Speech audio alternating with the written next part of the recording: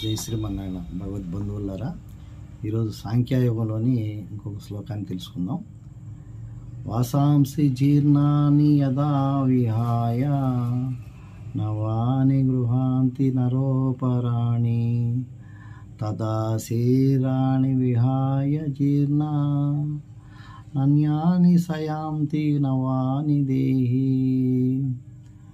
మానవుడు ఎలాగైతే పాత వస్త్రం వదిలి కొత్త వస్త్రం ధరిస్తాడో అలాగే ఈ జీవాత్మ పాత శరీరం వదిలి కొత్త శరీరం ధరించును అనే విషయాన్ని శ్రీకృష్ణ భగవానుడు అర్జునుడితో తెలుపుతున్నాడు అన్నమాట.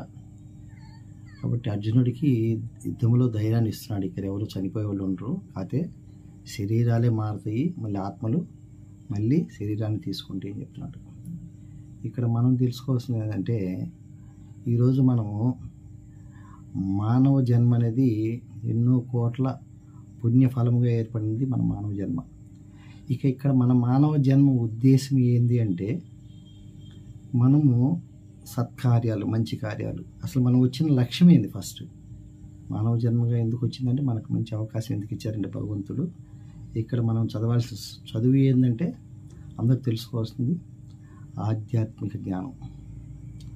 ఆధ్యాత్మిక జ్ఞానంలో మనకు వచ్చే లాభం ఏంది? ఆత్మజ్ఞానం. ఎప్పుడైతే ఆధ్యాత్మిక చదువుతామో మనకి ఆత్మజ్ఞానం అనేది మనకు వస్తుంది అన్నమాట. ఈ ఆత్మజ్ఞానం వస్తే ఏంది ఉపయోగం అంటే, ఆత్మజ్ఞానం ఎవరైతే పొందుతారో వాళ్ళకి వాళ్ళే భగవత్ స్వరూపులుగా మారిపోతారు. అంటే మీకు ఉదాహరణ చెప్పాలంటే, చిన్న కథలో ఒక ఉప్పు బొమ్మ ఉందనుకోండి, ఉప్పుతో కూడిన బొమ్మ. అది సముద్రం కొలవడానికి బయలుదేరింది. సముద్రం కొలవడానికి బయలుదేరితే ఏమవుతుంది? అది కొద్ది దూరం పోయినాక ఆటోమేటిక్గా దాని గుణ స్వభావం ప్రకారం ఉప్పులో కలిసిపోతుంది. అలాగే ఈ ఆత్మజ్ఞానం గురించి, ఆత్మతత్వాన్ని గురించి తెలుసుకోవాలనుకున్నాడు తానే భగవంతుడు అయిపోతాడు అనమాట. కాబట్టి మనిషి చేయాల్సిన ప్రయత్నం ఇదే. మానవ జన్మకి ముఖ్య ఉద్దేశం ఏంటంటే ఆత్మతత్వాన్ని తెలుసుకోవటమే.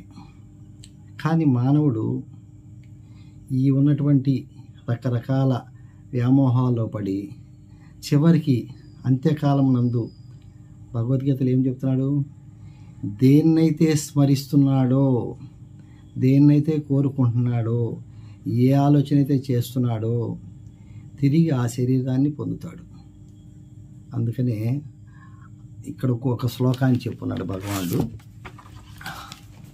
అక్షర పరబ్రహ్మయోగంలో అంతకాలేచ మమేవాన్ స్వరం ముక్తా కలేవరం యా ప్రయాతి సమద్భావం యాతి నాస్త్ర సంశయ.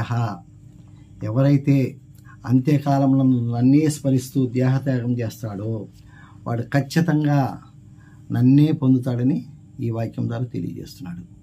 కాబట్టి ఇక్కడ భగవానుడు అంతా నన్నే ఎందుకు స్మరించమున్నాడని ఒక విషయం మీరు తెలుసుకోవాలి.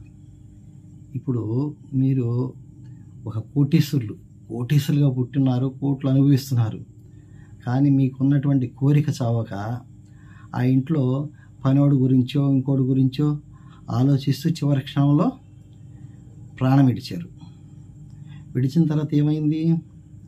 తిరిగి జన్మ తీసుకున్నావు, కానీ ఆ ఇంట్లో పనోడుగానే పుడతావు, ఆ ఇంట్లో పనికే పుడతావు నువ్వు. అలాగే ఒక ఇంట్లో పనివాడు ఆ నిత్యము భగవంతుని పూజిస్తున్నాడు, భగవంతుడి గురించి ఆలోచిస్తున్నాడు, అంతా భగవంతుడు సేవ చేస్తున్నాడు, ఉన్నదానిలో చేసుకుంటూ పోతున్నాడు. అంత్యకాలం నందు భగవంతుడినే స్మరించుకుంటూ ప్రాణాలు విడిచాడు. అతన్ని మంచి కుటుంబంలో తీసుకెళ్ళి భగవంతుడే కూర్చోబెడతాడు.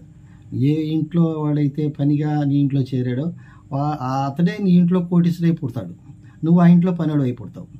ఇదే కాలము, కర్మము. కాబట్టి అనునిత్యము భగవన్ నామస్మరణలు అయితే ఎవరైతే ఉంటారో అది సాధన ప్రకారం ఒకరోజుతో వచ్చేది కాదు. సాధన ప్రతిరోజు సాధనల రూపంలో ఇది ఏర్పడుతుంది.